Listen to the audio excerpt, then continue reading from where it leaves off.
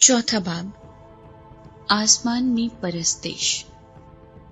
इन बातों के बाद जो मैंने निगाह की तो क्या देखता हूँ कि आसमान में एक दरवाजा खुला हुआ है, और जिसको मैंने पेशतर नरसिंगे की सी आवाज से अपने साथ बातें करते सुना था,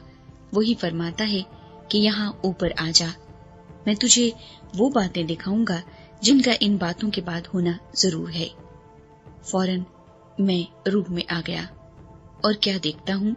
कि आसमान पर एक तख्त रखा है और उस तख्त पर कोई बैठा है, और जो उस पर बैठा है वो संगे यशब और अकीक सा मालूम होता है, और उस तख्त के गिर्द जमुरद की सी एक धनक मालूम होती है, और उस तख्त के गिर्द 24 तख्त हैं, और उन तख्तों पर 24 बुजुर्ग सफेद पोशाक पहने हुए बैठे हैं, और उनके सरों पर सोने के ताज हैं, और उस तख्त में से बिजलियां और आवाजें और गरजें पैदा होती हैं, और उस तख्त के सामने आग के 7 चिराग जल रहे हैं। ये खुदा की 7 रूहें हैं,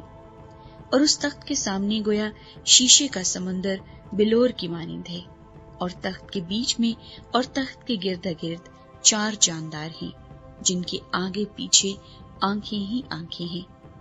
पहला जानदार बब्बर की मानिंद है, और दूसरा जानदार बछड़े की मानिंद, और तीसरे जानदार का चेहरा इंसान का सा है,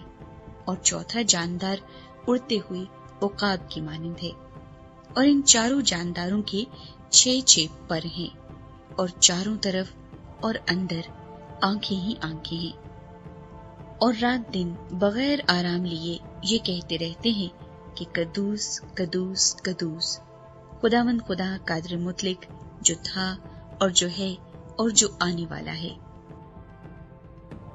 और जब वो जानदार उसकी तमजीद और इज्जत और शुक्रगुजारी करेंगे जो तख्त पर बैठा है और अब्दुल-आबाद जिंदा रहेगा, तो वो 24 बुजुर्ग उसके सामने जो तख्त पर बैठा है गिर पड़ेंगे और उसको सिजदा करेंगे जो अब्दुल-आबाद जिंदा रहेगा,